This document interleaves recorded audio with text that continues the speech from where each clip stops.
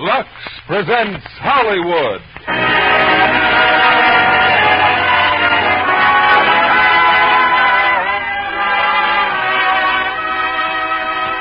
Lever Brothers Company, the makers of Lux Flakes, bring you the Lux Radio Theater, starring Mickey Rooney, Elizabeth Taylor, and Donald Crisp in National Velvet.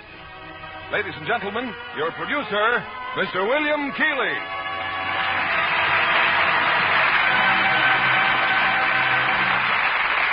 Greetings from Hollywood, ladies and gentlemen. Tonight we welcome to this theater a young man whose popularity has made him sorely missed during his absence in the service. I refer, of course, to Mickey Rooney, playing tonight the last great role that he created before going in the Army. With Mickey on our stage are lovely Elizabeth Taylor and Donald Crisp from the original screen cast. They appear in Metro-Goldwyn-Mayer's thrilling and enchanting screen hit, National Velvet, the story of a boy and girl and a horse who brings them dreams of glory in a little town in England. And speaking of England, a friend of ours in Nova Scotia forwards a letter she received from relatives in London, thanking her for a package which she sent. The letter says, "I don't know who was more thrilled, the children or their mother. It was really exciting to see a package of Lux Flakes again. I felt like washing all my precious things immediately." Well, I'm sure that gratitude for Lux Flakes is a feeling that we in the United States share readily with our English cousins. Another token of hands across the sea. We cross that sea now with the opening act of National Velvet, starring Mickey Rooney as Mai, Elizabeth Taylor as Velvet, and Donald Crisp as Mr. Brown, with Janet Scott as Mrs. Brown.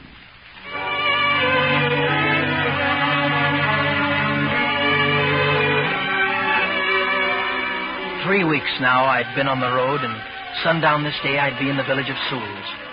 For someone lived in Sewells whom my father once knew. I was resting at the crossroads when I saw them, a girl and a horse.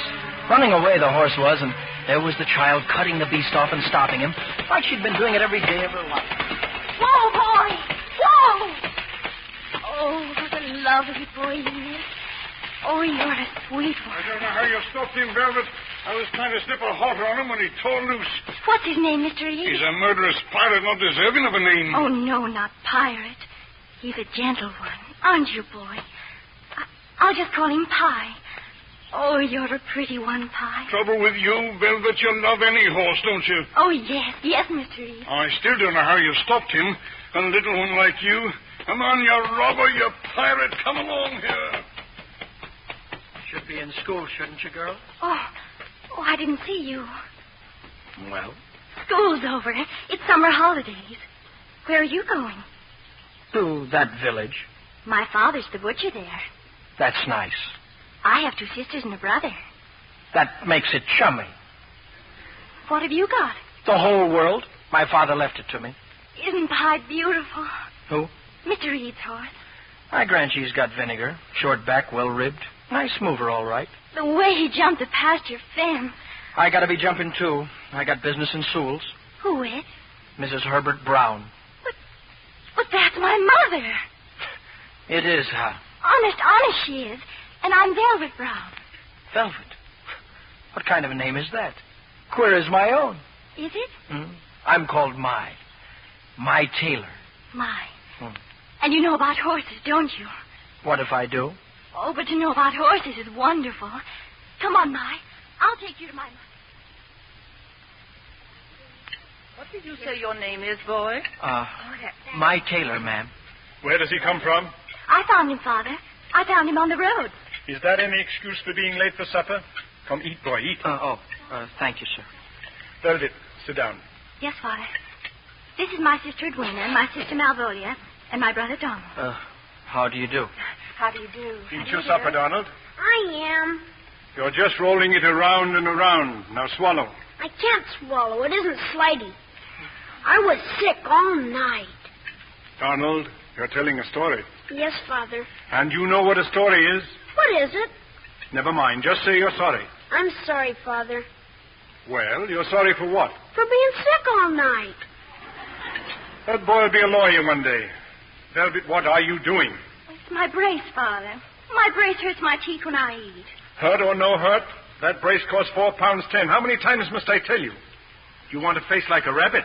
She'd rather have a face like a horse. That's enough, Mally. Now then, Mr. Taylor, you've something to tell me about your father. Yes, ma'am. Well, I showed you your name in his address book, ma'am. Yes? And, you said that you knew him. Did I? So I... Oh, well, I found the book among my father's belongings after he died, and I thought that since I was passing through Sewell's, that maybe you... Well, maybe you could, Biscuit? No. No, thanks, ma'am. I think I'd better be getting along before it gets too dark. Where will you go? If you stay on the road, you're sure to find another town. Yes, but it's harder to find on an empty stomach. You can go after supper. Mrs. Brown, please to pass the potatoes. What is it you want, Velvet? I'm worried about Father. Father, are you sure you feel well? I thought I told you to leave us alone for a few minutes. Your mother and I are talking to Mr. Taylor. But if you don't feel well, don't you think you better have a helper in the butcher shop? I never felt better in my life. Just for the summer. There's more sheep come to market in summer than in winter. Yes, that's true. But however it may grieve you, child, I feel fine. Now then, Mr. Taylor. If she's talking about me being a butcher's helper, she's wasting her breath. Well, that's agreed. Still, there's a small bed in the stable, Mr. Brown. Yes, there is, Mrs. Brown. You can have it for tonight, my Taylor. Oh, thank you, Mother. Thank you, Father. Well, show him to the stable, Velvet, and then get to bed. Maybe I'd rather not stay. Then show him to the road. I'll stay. Just for tonight, though, thank you.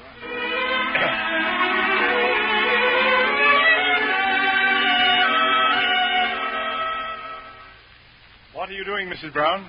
Working on the account books. Did you forget you brought home £12 cash? Oh, put the money away till morning. You look tired. It's you must conserve yourself. After all, more sheep in summer. Now, you know there's small sense in hiring that boy. You could do worse, Mr. Brown. 10 bob would be fair, I think.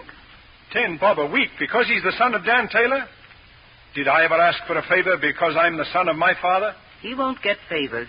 Oh, I'll see to that, never you fear. Look in on the girls, would you, Mr. Brown? I am a little tired. I will.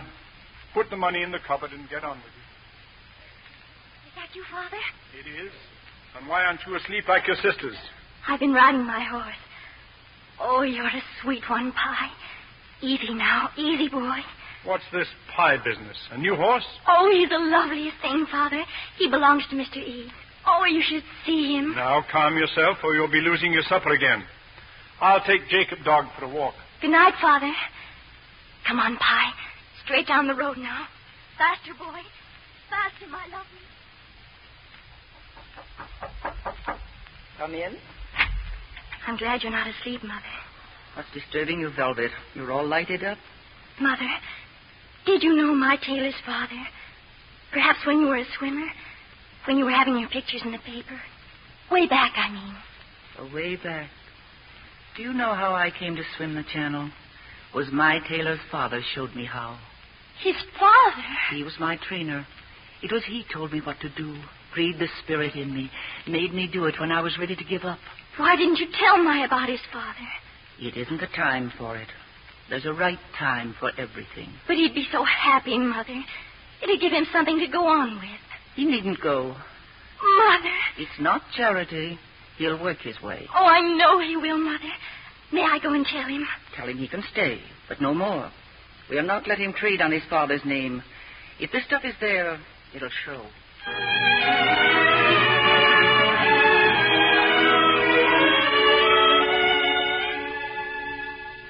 Wonderful, Ma. The room's a little shabby, but you can paint it. I haven't said I was staying. Oh. No, I'm considering. Don't you think you'd be happy here? It isn't the happiness I'm considering. It's what it'll get me. It's for the lack of considering that people stay poor. Have you ever been quiet for a few hours and just think? Oh, all the time. All the time about horses. You've got a horse. Right in this barn. Miss Ada. She pulls the delivery cart. Don't you love horses, Ma? I hate 'em. I don't believe it. You know too much about them. I can tell. That's when you really hate something. When you know too much about it. But you will stay here, won't you, Ma? I'll stay. Ma, What is it? you'll have to get over your hate of horses. Why? Because I love them so. Every night I pray to God to give me horses. Wonderful horses. And to let me be the best rider in England.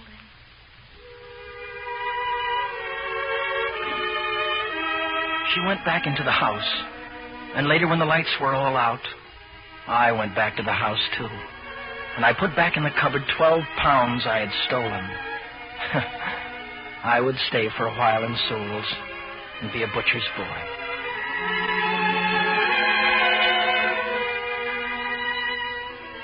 All right, lad. Scrub down the chopping blocks. They're all scrubbed, sir.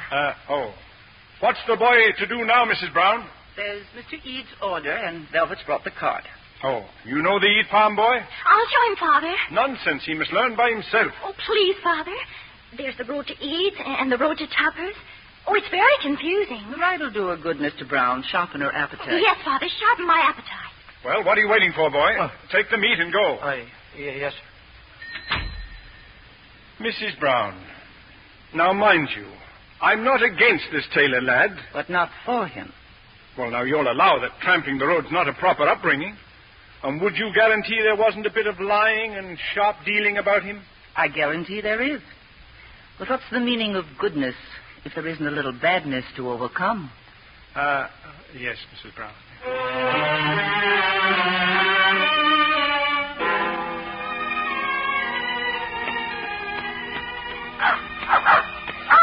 Did you have to bring your dog along, too? Oh, but Jacob loves to ride in the cart. Don't you, Jacob? Don't you think I know why you wanted to come out here? There's Eade's pasture, and there's Eade's horse. Yes, there's Pie. My, what have horses ever done to you? Nothing. There's got to be a reason. All right. I took a spill once. You'd hate him, too, if you had any sense. What's a horse? An animal that earns his keep by breaking his neck? I'm a horse, and I'll be one till I use my head again. My, would you mind? Oh, all right. Go on, look at him if you want to. Oh, I do want to. He's so beautiful. Jacob, come back here, Jacob. My, he's going in the pasture. He's chasing after Pie. Jacob! What kind of a horse is that? Letting a dog scare him. He's running away again. Pie! Look at him go! Stone wall will stop him. He's running right for us. Pie! Pie, away from that wall!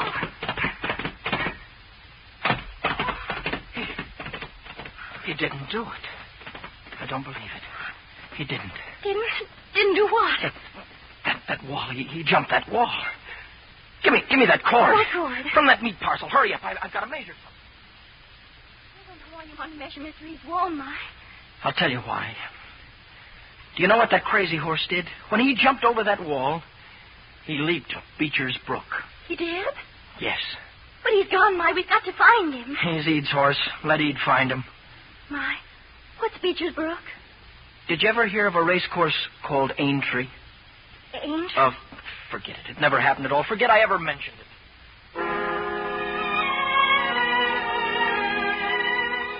Mr. Eade found his crazy horse.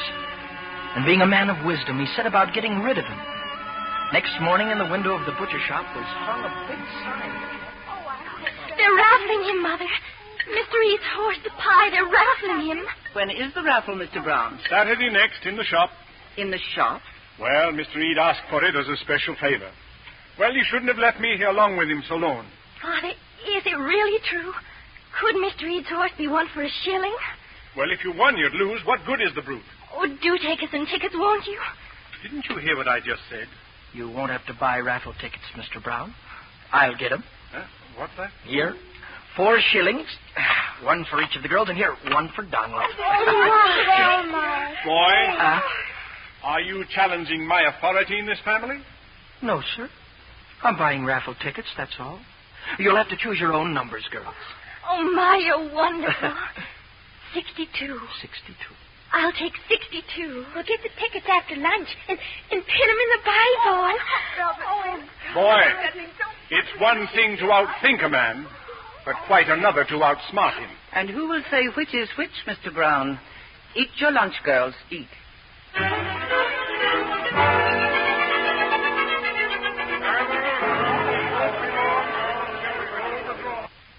Well, hello, Velvet. Hello, Mr. Hallam.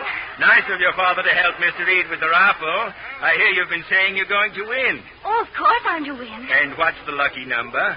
62. Number 62. There's ways of arranging it, and your father's a clever man, eh? Oh, I didn't bother him, Mr. Hallam.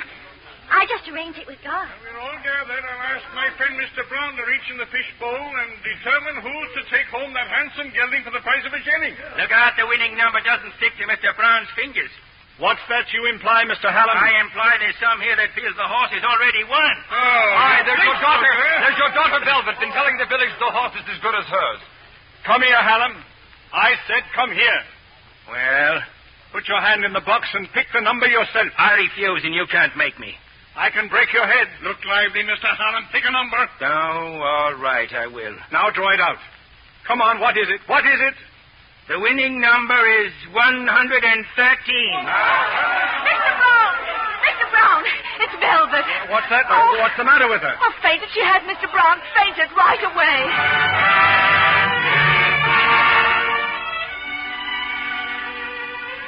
I'm sorry I fainted, Mother.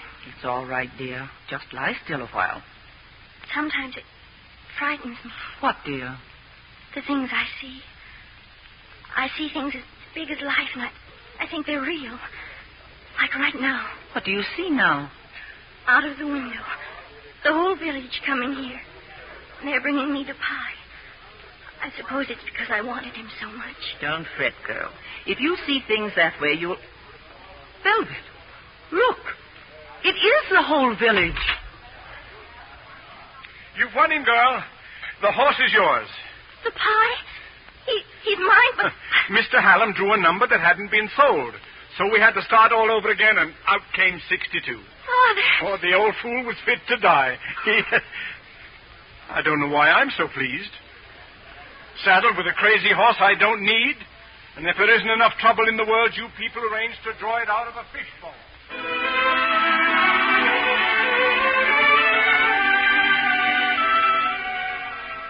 My, come in here. You're supposed to be resting, though. My, what's Beecher's Brook at Pie leaped over? Beecher's Brook is the sixth jump of the Grand National Dametree, the greatest horse race in the world.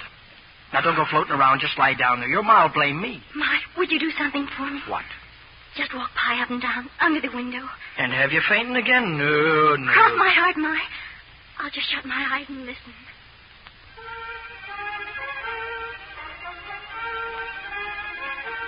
Hup! Hup! Boy, come on, Pie. Now she's listening to you. Hup there. Hup! Look alive. That's it, Pie. Faster. Oh, you're a sweet one, Pie. Now then, here's a jump. Easy there. Oh, well done, Pie. Come on now. Faster. Faster. Faster, boy.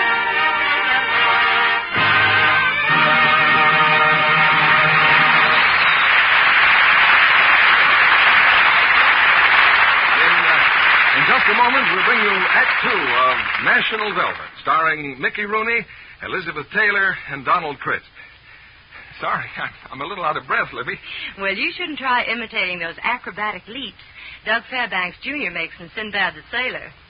After all, he was a combat commando before he made this new picture for RKO.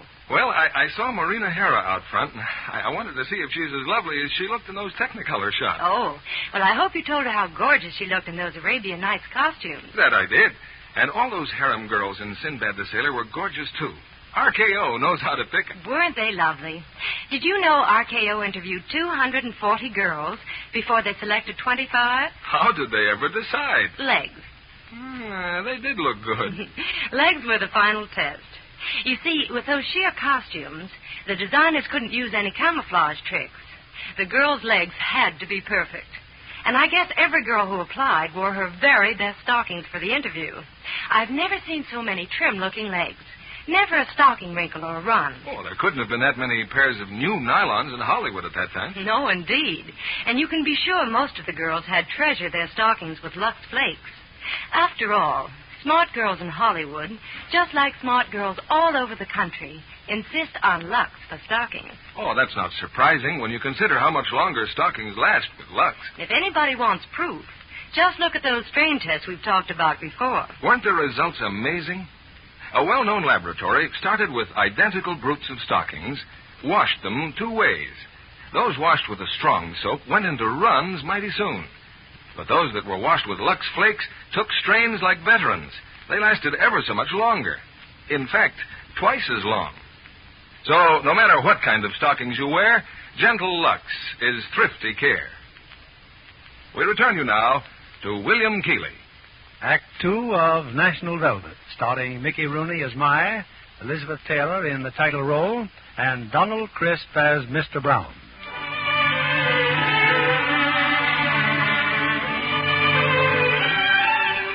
Winning a horse in a raffle is one thing. Keeping that horse is another.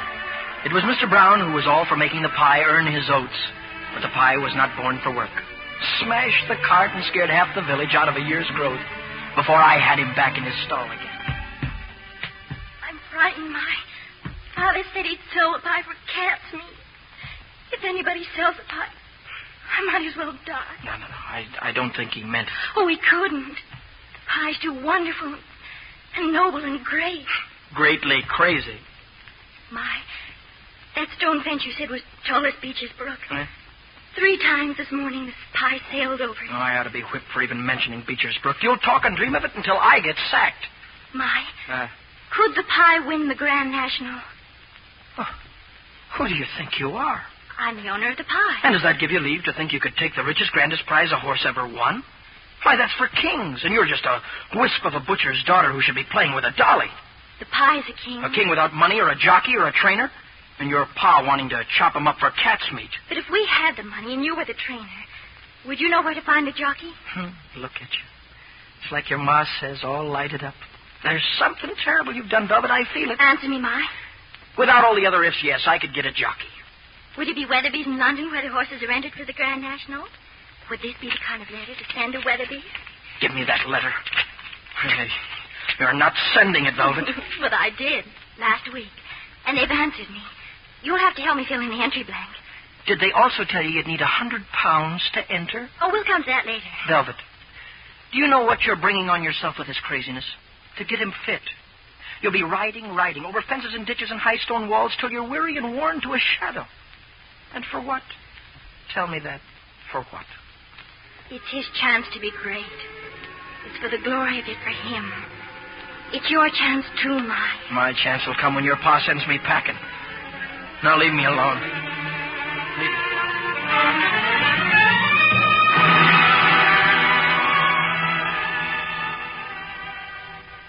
The Grand National. My, did you put Velvet up to this?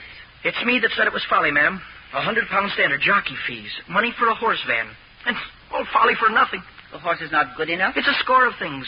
30 jumps, ma'am. The hardest course in the world. Training him month on month. It'd be folly for nothing. Tell me, Mai, what's wrong with folly?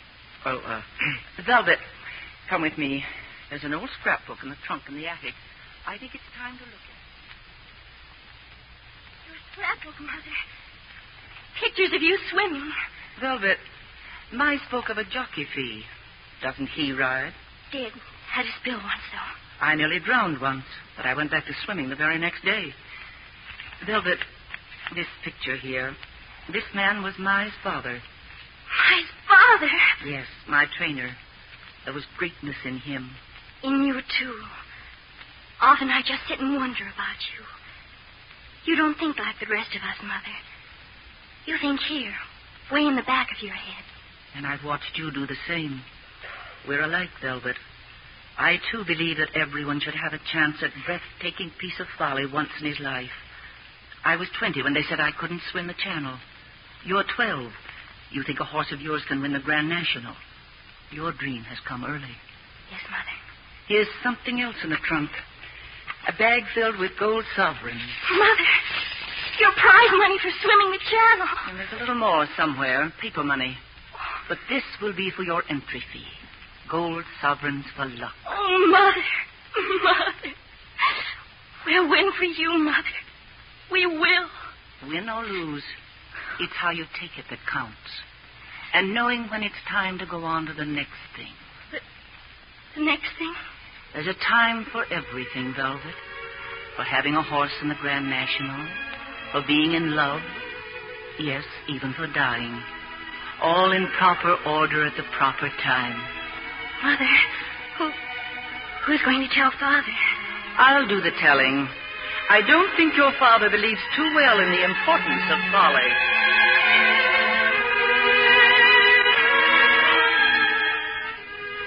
And so it was. I took my clean collar off the nail and I packed my bag, and into it went a heavy sack filled with shining gold sovereigns.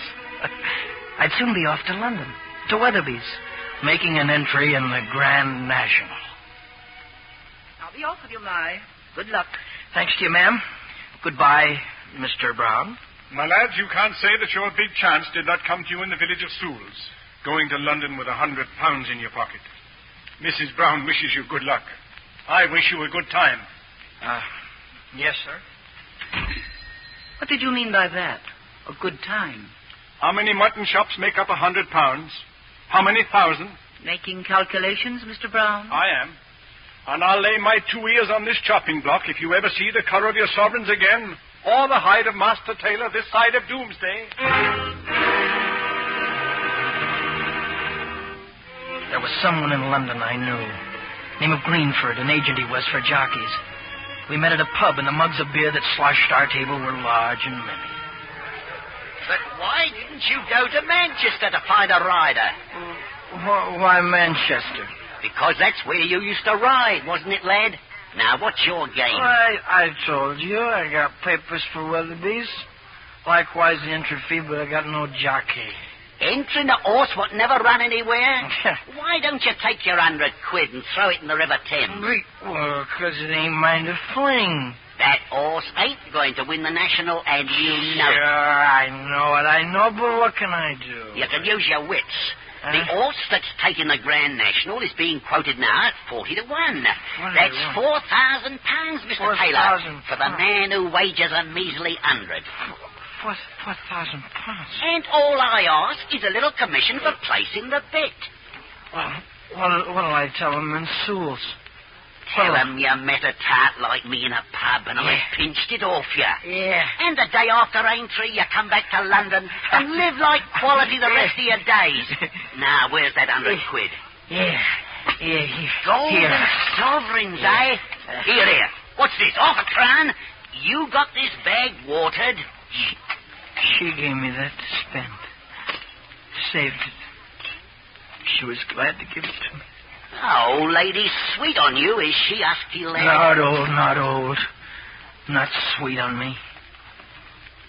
Just trust me. Trust me.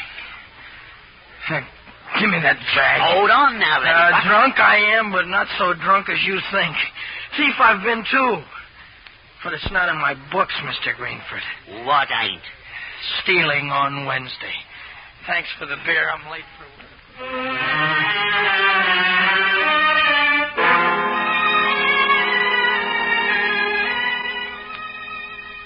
Well, back so soon, Mr. Taylor. I hope you took me at my word and had a right good time. Here's your receipt for your money at Weatherby's. And you get £5 change. What's that? I'll be back at work as soon as I've changed my clothes. Yesterday you calculated how many mutton chops made 100 sovereigns, Mr. Brown. Today I'll calculate in mutton head. I made a mistake. No need for too much humility. A little from you goes a long way. What happened in London? Tell me, Ma, did you find a jockey? No. And be grateful for what you have, Velvet. I can't help it. I want it all quickly because I don't want God to stop and think and wonder if I'm getting more than my share. The jockey will have to wait. There's lots of agents in London. I'll write some letters for you, but that's all. You've bit off a big piece of dream for yourself, and now it's all your own show, Velvet. I can't do it without you. The National's no business of mine. Your pa won't stand for me chasing about with a racehorse. But it's you knows what to do and how to train him. Half the pie's in my heart, and half's in yours. I swear by the pie that whatever he wins, half is yours. Thanks. I'll buy me a bowler hat with my half. A castle with your half, my. The pie's going to win. Half the sweeps, eh? Man could get a real start.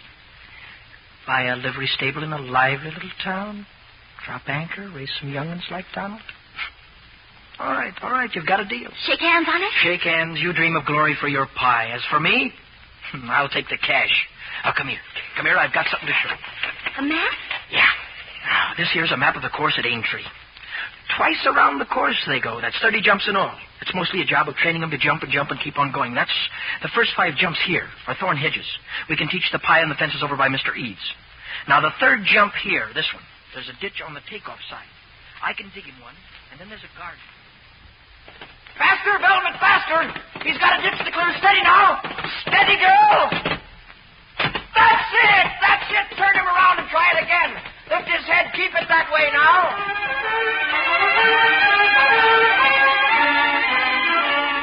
This one, boy. On the map here, this one. Beecher's Brook. There's a bad drop on the landing side, see? But if we take him over the wall often enough, it might not scare him so much. Go ahead now, be careful. Don't jerk his head. I know. I just sit still at the jump and let him handle it. Watch. Up.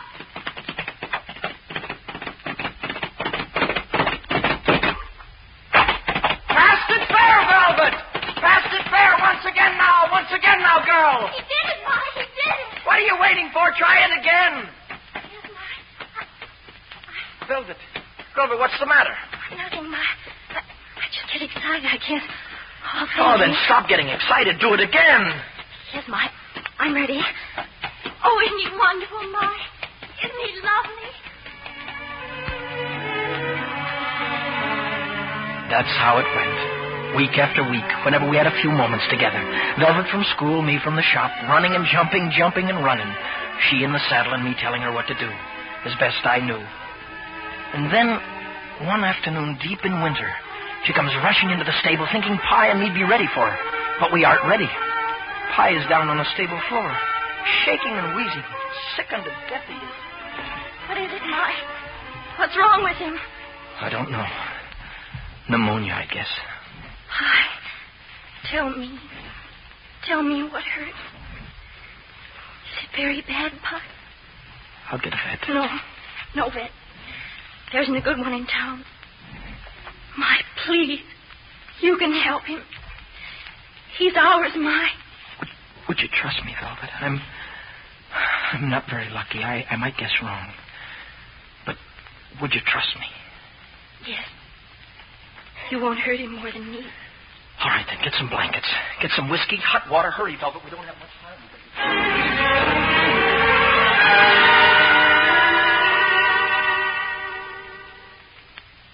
So tragedy stalks our house, does it? It's late, Mr. Brown. Better go to bed. But I'm not going to bed.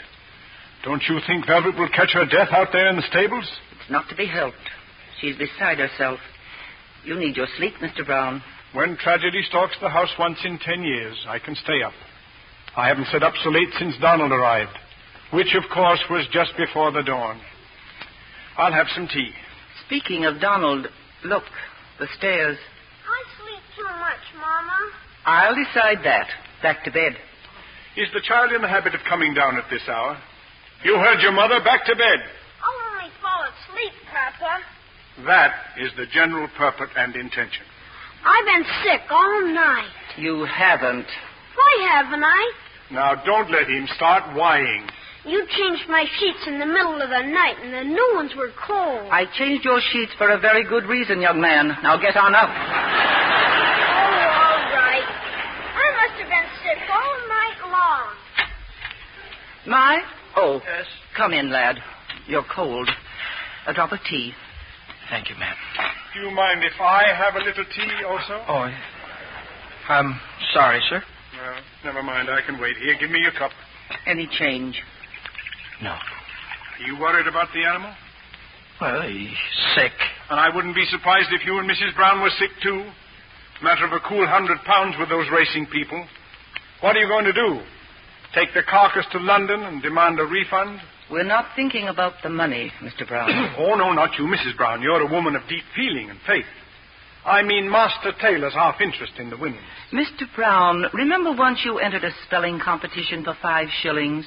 Was it love of spelling or the love of 5 shillings? Oh, now, that was entirely different, Mrs. Brown. It was the love of 5 shillings. Don't be ashamed of it. Sometimes even money can be a faith. I'd better get back to the bar. Yes, you had. And you'd better get up to bed, Mr. Brown. It's close to 5 o'clock. And what about you? I'm knitting. In time of crisis, the head of the house should not be found sleeping in bed. I'm staying up, Mrs. Brown, if it takes all week. Mother, Father, it's Pie. He's all right. He's fine. Steady, child, steady. I cured him. He's on his feet again. Yeah, the horse is up and you'll be down. You haven't eaten, haven't slept.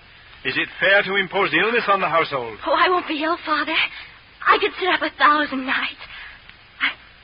Look what time it is. 3½ minutes from 8 o'clock in the morning. I'll be late for school.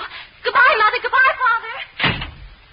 Are you permitting that child to go to school? I like the spirit that makes her want to go after sitting up all night. But she'll collapse by afternoon. She'll be home in half an hour. What? This is Saturday, Mr. Brown. There is no school. Well, bless me, so it is. And so was the Pie cured and came by his strength, which he'd sorely need. For it's twice around the course at Aintree, and 30 jumps. In the greatest race a horse can run in all this world.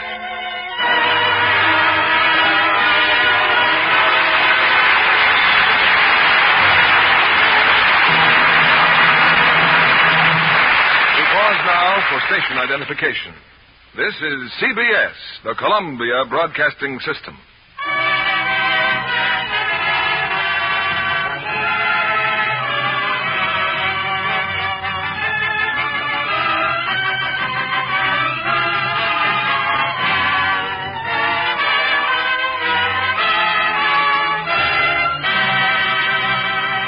In just a moment, our stars will return with Act 3 of National Velvet, starring Mickey Rooney, Elizabeth Taylor, and Donald Crisp. Screen stars are often asked their formulas for success. Our guest tonight says hers is work hard, do your best, listen and learn. She's lovely, blonde Dorothy Patrick, one of Hollywood's brightest stars. Dorothy captured the role of Mrs. Jerome Kern in Metro-Goldwyn-Mayer's superb new musical, Till the Clouds Roll By. You give me too much credit, Mr. Keeley. I did need an opportunity. Well, you've made the most of it, Dorothy. Any woman would be proud to have you represent her on the screen. Well, do you mind if I pass those orchids along? Not at all. Well, I'd like to give mine to Robert Walker. As Jerome Kern himself, he made a wonderful screen husband. Van Heflin is a darling, too. I can see you approve of the men in the cast, Dorothy. How about the girls? Well, naturally, Judy Garland and June Allison should get the very nicest orchids of them all. In those big Technicolor production numbers, they're simply lovely. And your favorite number? Well, one that interested me especially was the setting for Look for the Silver Lining, which Judy sings in Till the Clouds Roll By. Mr. Kennedy, you'd have been interested in the scene where Judy was washing simply mountains of dishes and singing like an angel. Well, then she must have been washing them in Lux Flakes. Why, that's right, Mr. Kennedy. The suds were that high. Women like those rich suds, Miss Patrick, because they mean Lux Flakes go further. You know what? It's actually been proved that ounce for ounce, Lux washes up to twice as many dishes as other leading soaps tested. Well, I saw Judy's hands after dozens of takes, and you'd never guess she'd been doing dishes. Credit Lux Flakes again, Miss Patrick. Women who care about their hands use Lux for dishes because it doesn't make hands rough and red as strong soaps do. That's been proved scientifically. So it's not surprising that when a studio shoots a dishwashing scene, they use Lux suds to protect the star's hands. And that, ladies, is the very same Lux thousands of women all over the country use for dishes to keep their hands soft, smooth, and lovely. Why not try it for your dishes tomorrow? Here's your producer, William Keeley. Act 3 of National Velvet, starring Mickey Rooney as Mai, Elizabeth Taylor as Velvet, and Donald Crisp as Mr. Brown.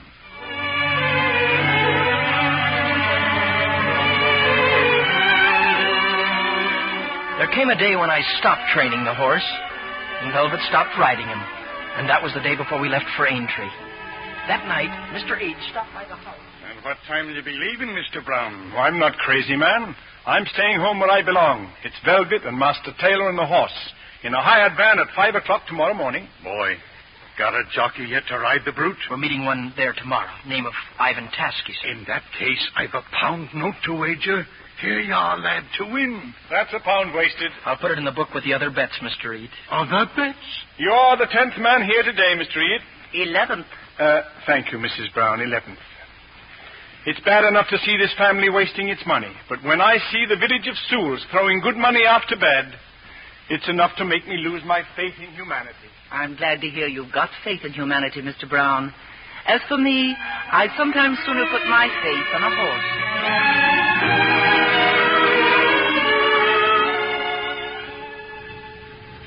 It's come, boy. The van for the horse is here. And Velvet? Saying goodbye to her mother. Master Taylor, you'll understand, I'm not a frivolous man, but I'd like to risk a couple of pounds. Put it on the pie for me. Yes, sir. And, I'll not be angry if you say nothing about it to the missus. No. Good luck, boy. Thank you, sir. What's the jockey's name again, Mike? Ivan Tasky. Now get some sleep, Velvet. We've got a long way ahead of us. Mike, do you think he'll like the pie, Mr. Tasky? He'll like him all right. How do we know these jockey clothes are going to fit him? All jockeys are the same size, same brain, same vision. Seeing the world from the height of a horse. And what's that you're doing? Taking my braces off. I told your mother I'd take care of you, Velvet. Oh, just this once, Mike. I've got all the rest of my life to wear them. All right. But get some sleep. We'll be meeting Tasky first thing in the morning.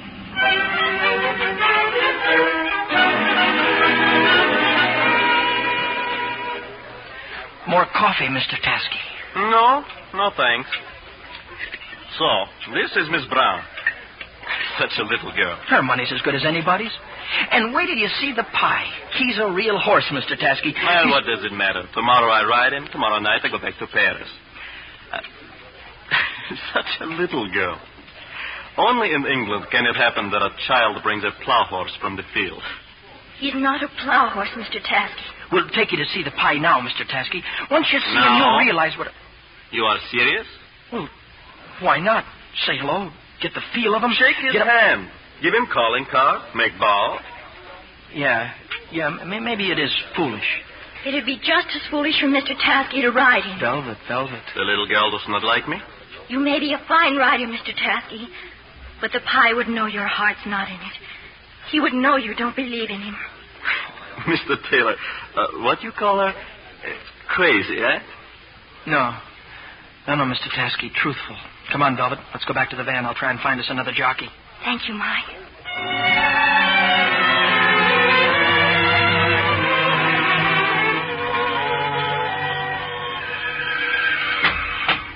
Mike, is that you?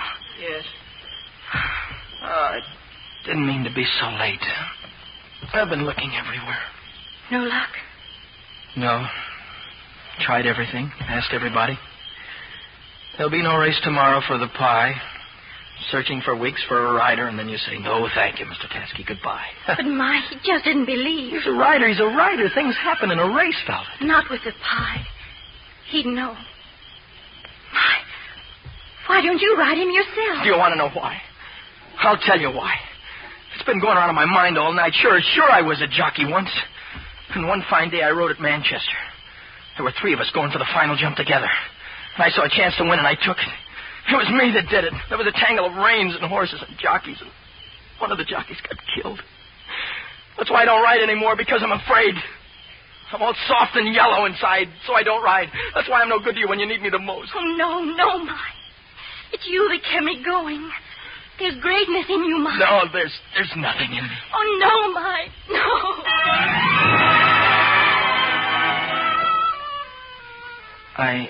I left her there crying. And late that night, after she had gone to bed, I came back for the pie and I led him over to the course.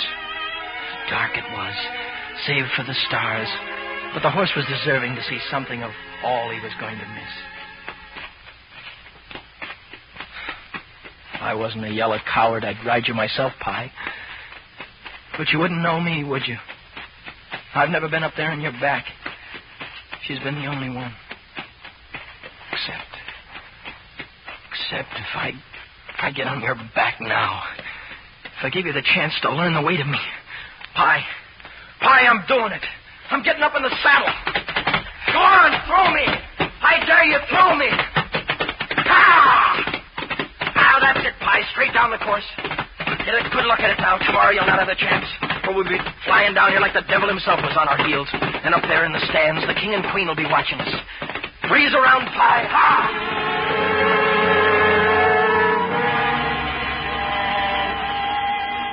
I came back to the van.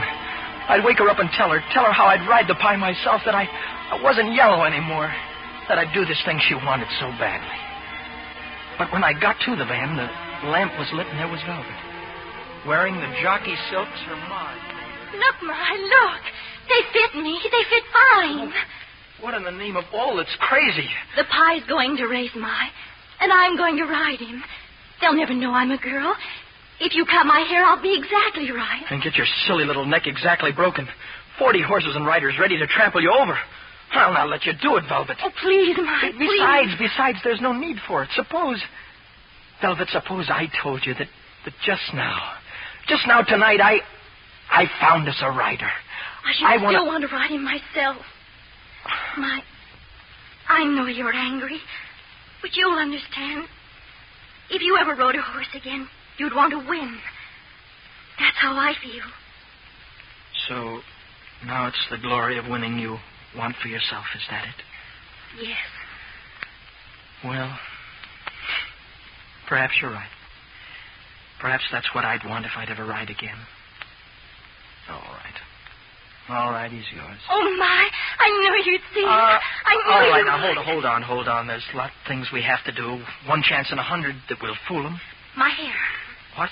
Here, my scissors. Go ahead and short at the back now. Short. Oh, Velvet. I wish your mother were here. She is here. She's inside me. You'll be disqualified at the end when they find you're a girl. You'll have to forfeit the prize money. They may even send you to prison for fraud. But if there's trouble, you tell them it was me that did it. You understand? It was me that put you up to it. There won't be any trouble, Mike. Now listen. There's a lot of tricks you'll have to learn. It's no use, Mike. Well, girl, do you think a race like this is won by luck? No. It's won by knowing the Pie can win and telling him so.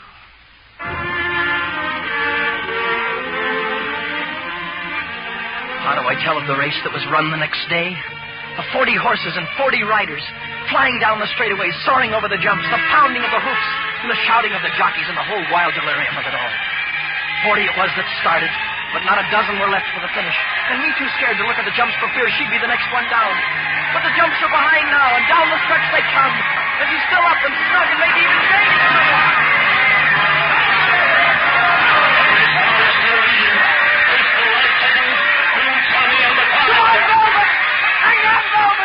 Come on, Pie!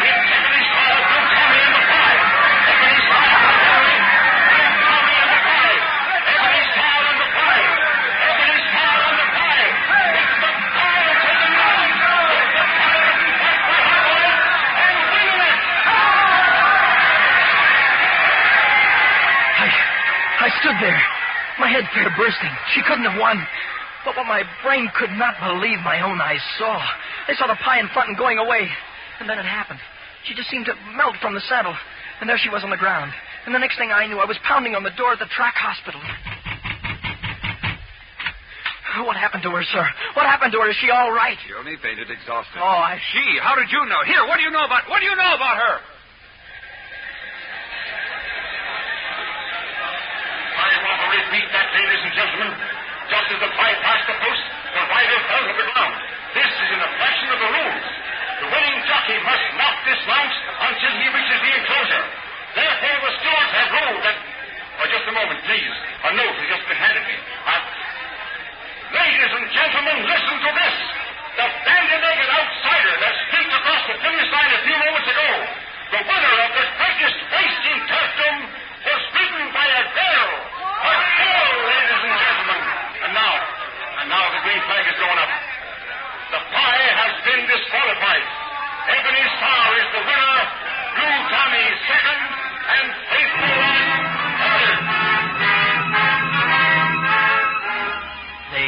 out of the hospital. But it was hours before we got away. Reporters, policemen, celebrities, questions, cheers, and glory. And the same all over again when the van stopped in the village of Sewell. Mother, Father, we won. We won. Are you all right, girl? Are you all right? Oh, yes, Father. Mother, were we the best in the world? Yes, Velvet. The best in the world. I say, Brown, what's the bow tie for? Well, Lord Derby wears a bow tie. He's got a couple of champion racehorses, too. And a daughter has he is going to prison for fraud? If you heard the wireless, Mr. Hallam, you know there won't be any charges. Englishmen treat their heroes better than that.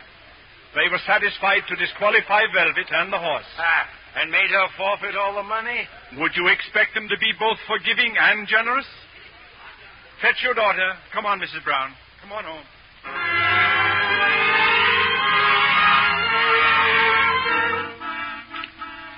Telegrams, cablegrams, letters. The music halls want you, Velvet. The American cinema, there's a fortune of money in this. Yes, Father. They want you and the horse to go to America and act in the cinema. But I told you, Father, I can't drag the pie about for people to stare at. Mother, I can't. It's your father talking to you, dear. If you had seen what he did for me. He burst himself for me. And would it burst your own childish heart to stare at an account of £5,000 in a good bank? I can't help it, Father. I'd sooner have that horse happy than go to heaven. Velvet, run along, dear. Change your dress. Well, your mother said to run along. Yes, Father. Now, Mrs. Brown, I put it to you calmly. Is that a good reason for throwing away a fortune? Unwilling for people to stare at a horse? There'll be a dispute till the end of time, Mr. Brown. Whether it's better to do the right thing for the wrong reason or the wrong thing for the right reason. Where are you going? Oh, telegrams, cablegrams, and letters.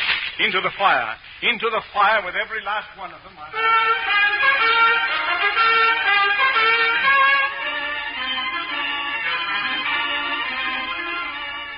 I'm sorry you find me packing, Mr. Brown. I meant to leave without any goodbyes. I'd left a note, you know. You're taking to the empty roads again? But why, boy, and where? My father gave me every road in the kingdom, and now I'm ready to look them over, sir. I don't understand you. And then perhaps I do. Perhaps you're right, Mai. That's the first time you ever called me Mai. I get your meaning. But there's character to be considered when a man takes a stranger under his roof. Rightly so. But I've been wrong. And I'm sorry. To be frank, I thought you'd steal that 100 sovereigns. To be frank, I nearly did. But what kept you from it? I don't know, the pie, perhaps. Maybe it was Donald or Mrs. Brown. Perhaps it was Velvet. I don't know. Does Velvet know you're going? I told her someday I'd be leaving. I don't like goodbyes, Mr. Brown. Give me your hand, Mai. Thank you. Would you say goodbye to Velvet for me? And Mrs. Brown. She's a fine woman, sir, but I don't have to tell you that. There's nothing better I'd like than to go away with her thinking well of me. She does. Goodbye. Goodbye. Goodbye, Jacob Dog. Goodbye, sir. God bless you, lad. Jacob Dog, how can there be so many currents in such a little puddle?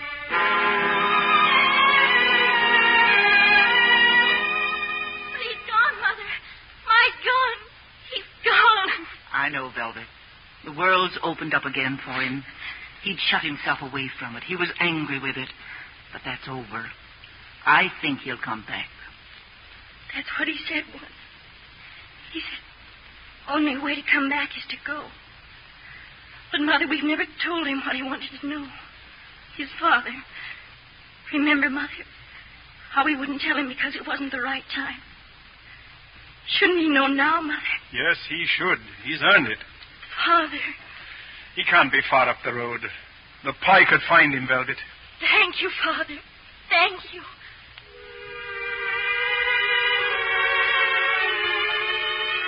I'm obliged, Velvet. Obliged to you for telling me about my father. You'll stay now, Mai? No. But you'll come back someday. Please come back, Mike. I will, Velvet. I will. I'll be back. Goodbye, Mike. Goodbye.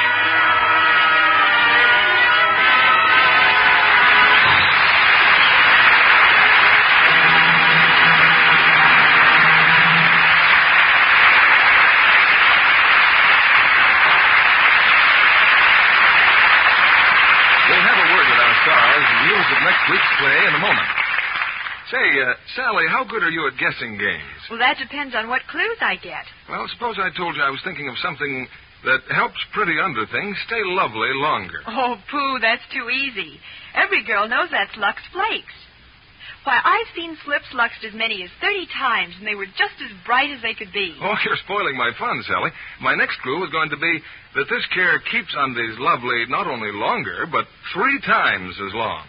Tests proved it. Well, Natch, when you wash nice undies the wrong way and use a strong soap, they fade in no time. But you didn't give me a chance to say Lux is thrifty, too. I'll say Lux is thrifty. Well, I can wash undies for nearly 2 months with just one big box of Lux Flakes. Now, can I ask you a question? Certainly. Do I get a box of Lux Flakes to keep? Well, I'm sure we could give you a box, but I imagine a bright girl like you will use it instead of keeping it. Because if you use it every night to Lux undies, you'll keep them lovely lots longer. Here's Mr. Keeley at the microphone. In this season of awards, I wish I could pin a medal on tonight's cast with a special citation for our 3 stars, Mickey Rooney, Elizabeth Taylor, and Donald Crisp.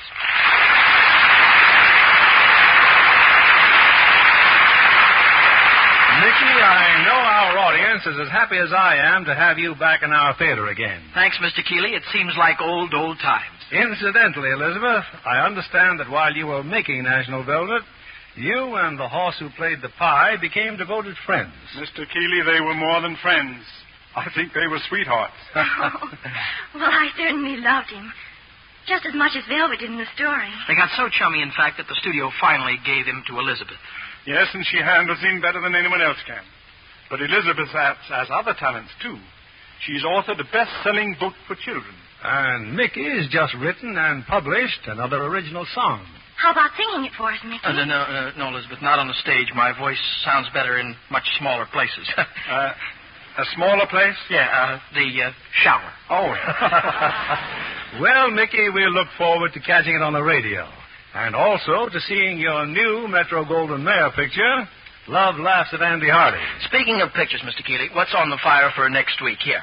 Next Monday night, we bring our audience a thrilling story of adventure and romance from Paramount's colorful screen hit, Frenchman's Creek. And our stars are Joan Fontaine and David Niven. Miss Fontaine appears in her original role in a drama throbbing with excitement and suspense. The story of a buccaneer who steals both love and riches in the lawless era of Elizabethan England. Your audience ought to love it, Mr. Keeley. And good night, sir. Good night, and all our heartiest thanks. Good night. Good night.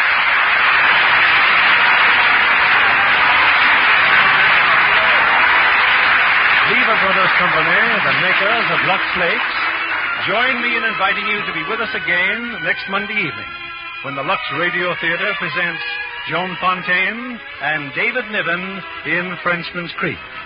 This is William Keeley saying good night to you from Hollywood.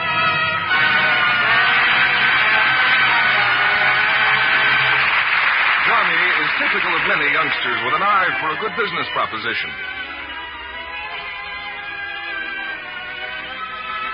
Mom, can I take this can of used fat to the store and keep the money? Why, yes. But what made you think about doing that all of a sudden? Well, heck, Mom. They got a big sign in the store about it. They're paying real money for this used fat now. Yes, you may be surprised at how much dealers are paying for used fats these days. It soon counts up. You see, used fats are still needed very much. This country and the whole world are still short of oils for making soap and other industrial products.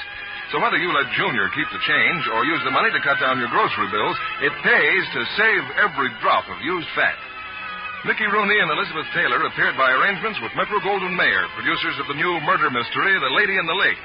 Donald Crisp will soon be seen in the Enterprise production, Ramrod. Heard in our cast tonight were Janet Scott as Mrs. Brown, Norman Field as Ede. Our music was directed by Louis Silvers.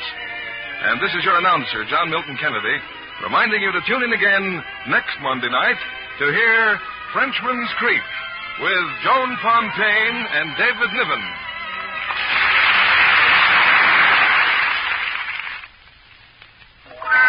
Spry. When you bake and fry. For your cake and pie. Get your shortening by. Rely on Spry. Yes, it's Spry for pastry so tender, flaky, not sweet, any pie filling tastes more delicious. You'll say pastry is extra delicate, better tasting with Spry. Rely on Spry. S-P-R-Y. Rely on Spry. S-P-R-Y.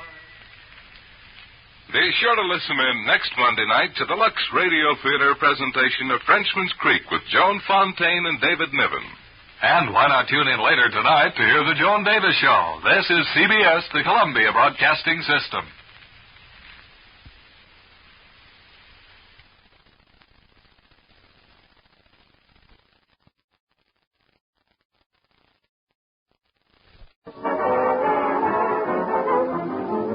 Friends, your most precious assets these strenuous days are your good humor and your good health.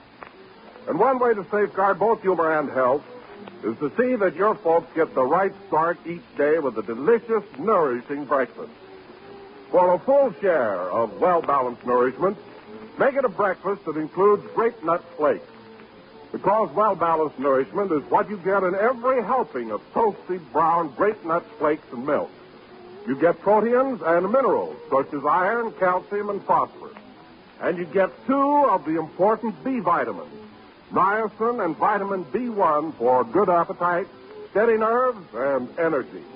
So for better health and better humor, you'd better say, I'll take a package of Grape Nut Flakes.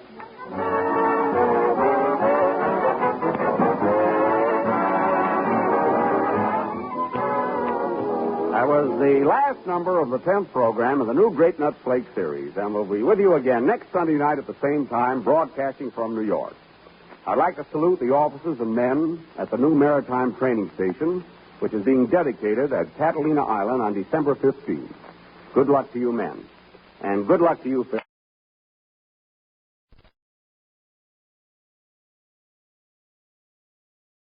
I'd like to salute the officers and men at the new Maritime Training Station, which is being dedicated at Catalina Island on December 15th.